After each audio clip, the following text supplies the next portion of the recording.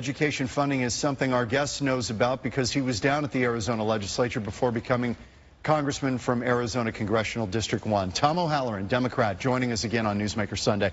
Great to see you. Your reaction to this Red for Ed groundswell that happened here in the state? Well, I appreciate being here, John. I think it was time for it. Sadly, our teachers had to go on strike or get out of school in order to do this.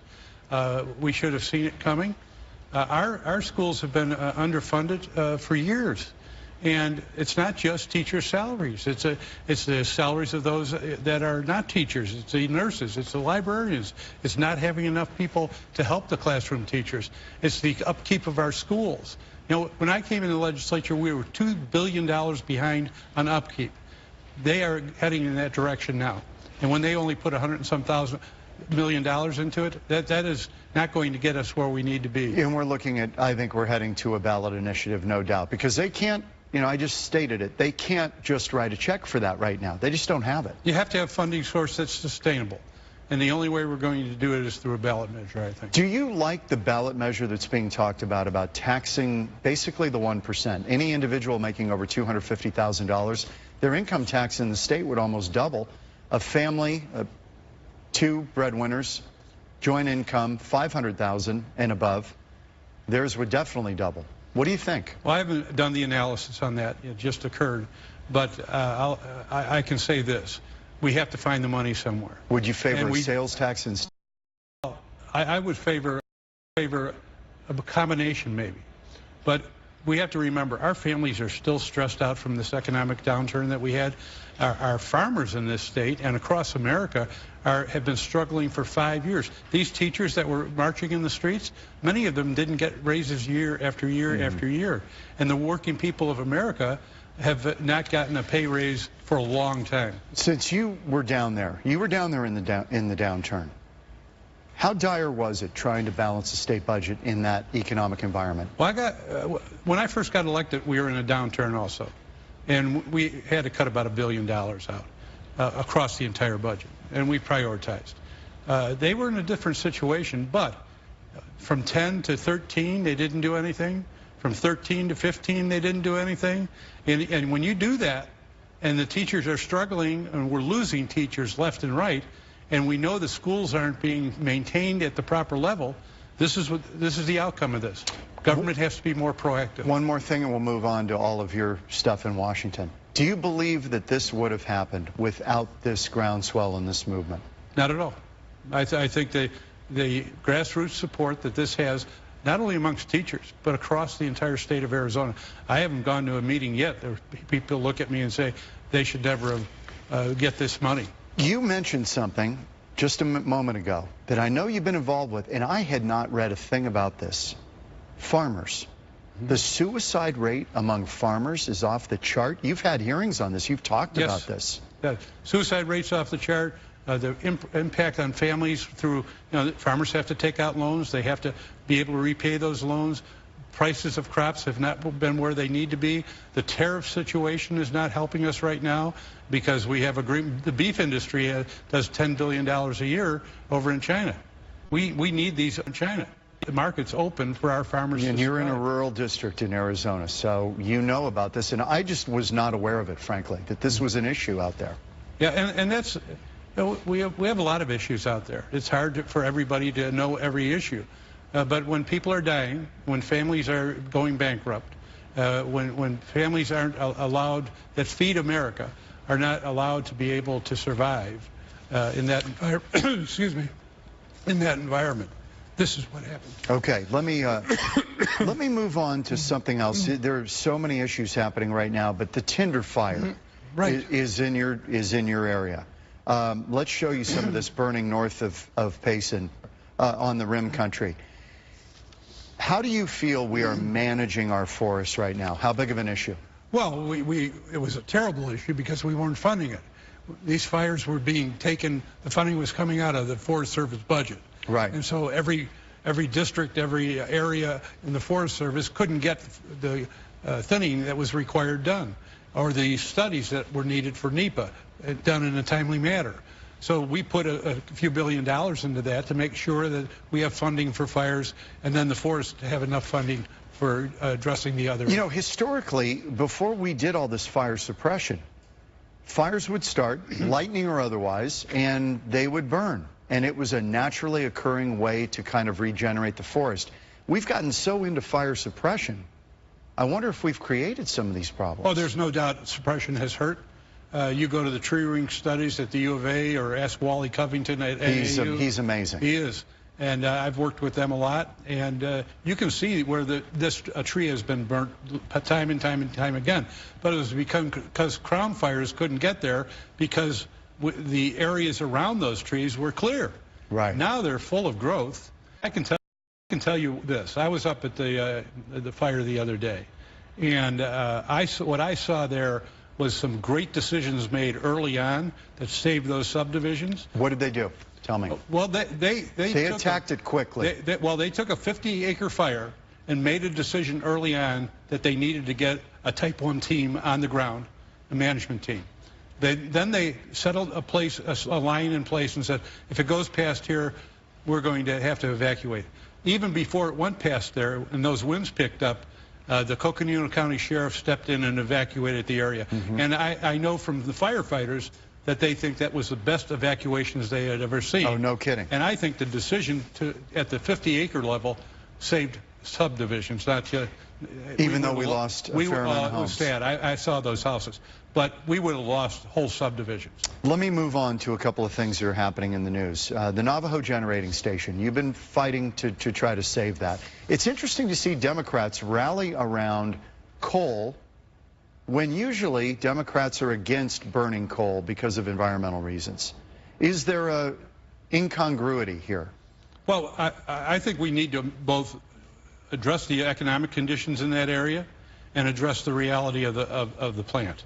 But coal generation, when it was going to meet the standards as set by the government, well, then they were going to meet those standards. But, you know, if they couldn't, we've seen over 200 coal generation plants go out of business. There's a natural progression here going on. It's a cost factor. So you're not trying to stop what's naturally occurring?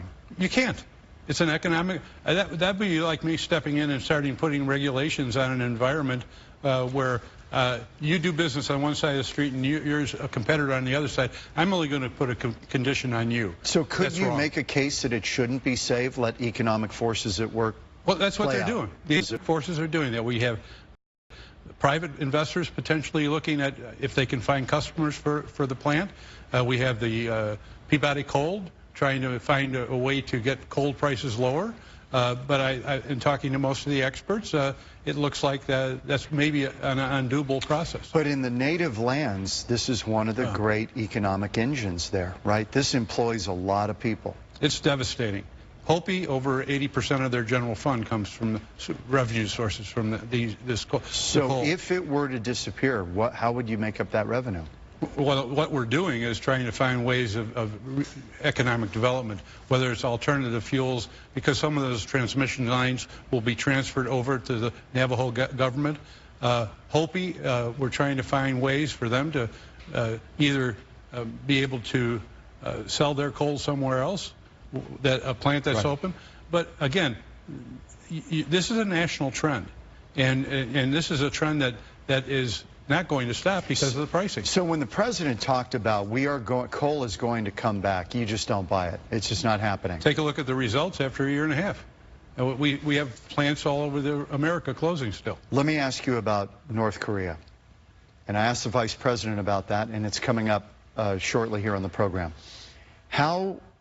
This is North and South meeting. This was just a remarkable image. Look at this. I mean, who would have ever thought this was going to happen? A, does President Trump deserve some credit for this? And B, are you hopeful about the outcome of a summit between President Trump and North Korean President Kim Jong-un? Or do you think we're walking into a trap? Well, anybody that helps bring that together where those two sides shake hands, that's an important step forward. And the president should be able to take some of the acknowledgement of that. I think going forward, though, the idea that North Korea said they're going to stop research and tear down their doesn't mean they're going to stop production. especially of the missiles and the atomic warheads. So when they say we're going to stop testing, it's possible that they've done all the testing they need. Sure is. They're not talking about getting rid of the warheads they have. No, not at this point. We'll see what the negotiations bring forward. President after president have gone down this path with North Korea, only to find out that after a couple years and they get their economy back going, that it all falls apart. Vice President Pence told me that they are clear-eyed on this, that if they don't get that, the sanctions ratchet up even more. Well, and I think they should. I think we have to take a tough stance with North Korea. There's no doubt about it. We cannot allow them to have nuclear weapons that can attack America. First term Congressman Tom O'Halloran, Democrat from Congressional District 1. Just to let you know, it is the 10th largest district in the country, stretching from Tucson east of Phoenix all the way up through Pine Top, Holbrook, Flagstaff, Hopi, Navajo Nations. It is a massive district. 10th largest district in the country, stretching from Tucson at the south end, north and east of Phoenix. It kind of skirts Phoenix in a reverse C, heading up to Pine Top, Holbrook, Flagstaff, the Hopi and Navajo Nations. It leans slightly Republican by 2 percentage points. And by the way, it is one of only 12 districts won by President Trump in 2016 where there's a Democrat in the House seat in the district. You're one of them. And I got 5% more votes than Mr. Trump. How do you pull that off? Work. You work hard, you stay competitive, no matter what the situation. If you see a poll that says you're up by 15, try to get to 20. You were a Republican when you were at the state legislature. I was, yeah. And I'm trying to remember what you had on your desk down there. You told me I didn't have anything on my desk. Everybody had an elephant or a donkey. Or a donkey. You had nothing on your desk. Arizona, I said. You wear that proudly. I do. This defines you as a politician? I think it does. An independent mind. Well, I'm independent to the point where I vote my district. I don't vote for what somebody thinks I should vote. It's the reality of what my district is facing. Leadership never comes to you and says, Tom, we need you on this. Doesn't bother me. They haven't come up to my seat one time. Does it affect your ability to gain clout in the House because you don't necessarily play ball? Well, I've had a very good year. I mean, you take a look at the budget and its impact on Arizona Congressional District 1 is tremendous, and more is coming out. We've got new schools for the Navajo. We've been able to develop hospital staff for the Gila. We've been able to get enterprise-type zones throughout the area. That I was a co-sponsor of those bills. We've put $2 billion into broadband. I could go on and on. Should Nancy Pelosi still be Speaker? I mean, if you guys were to win in November, should she be the Speaker? I think she's going to have to prove herself, and I think she's going to have definitely a number of competitors in that process. Is there someone else you'd rather see? I want to see their platform. I know what her platform is. I know what her fundraising capabilities are. We don't agree on many things, but there's some really qualified people out there. Is there a sense that the Democratic Party has lost touch with the working man and woman in this country? Well, I know I haven't. My dad was a janitor. And so when we said... You know this has been discussed widely in the wake of 2016. I think if we don't get the message of 2016, that we were paying too much attention to other things. But when you get down to it and you look at history, we are the party that has helped the working people of America. Let me ask you a couple of other issues. The Iran nuclear deal. The president has said we got absolutely screwed, to use the word, in this deal. It's a bad deal. We need to dump it. The allies are saying, other than Israel, whoa, wait a minute. We don't really have any other way to peer into what they're doing. If you walk away from this thing, now we've lost all touch with what they're doing in Iran.